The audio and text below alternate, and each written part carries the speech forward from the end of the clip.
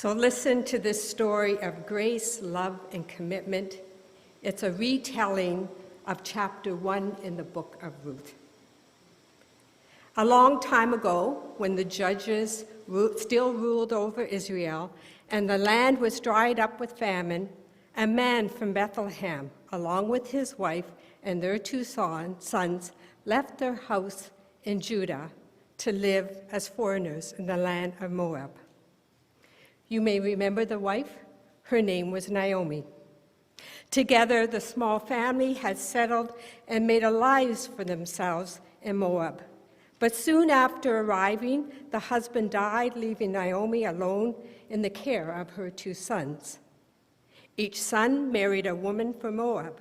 One was Orpah, and the other was Ruth. And they lived together for 10 years. But then the two sons died. Naomi was left alone with her two daughters-in-laws.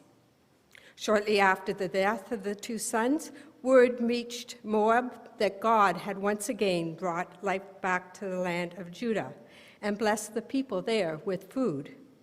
So Naomi prepared to return with her daughter-in-laws. With Orpah and Ruth at her side, she began her journey back home to her hometown, leaving the place where she had lived for 10 years.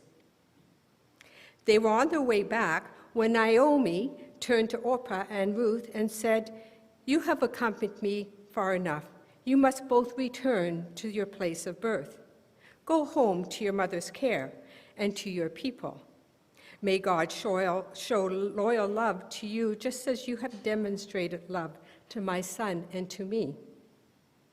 And then she drew close and kissed Orpah and Ruth and turned to go on her way.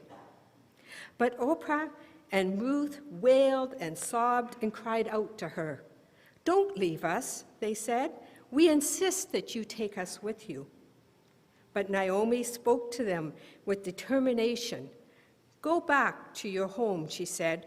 "What possible reason would you have to return with me?" At this, Orpah and Ruth wailed again. Then Orpah kissed Naomi, said goodbye, and returned to where she had come. But Ruth refused to go, to which Naomi said, "Look at your sister-in-law. She has returned to live with her people. Go and follow her."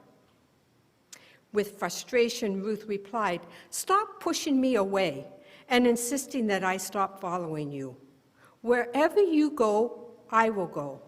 Wherever you live, I will live. Your people will be my people. Your God will be my God. Wherever you die, I will die and be buried near you. May nothing beside death come between us." When Naomi heard this and saw Ruth's commitment, she stopped trying to talk her out of returning home. The two women continued together to Bethlehem. News of their arrival spread throughout Bethlehem.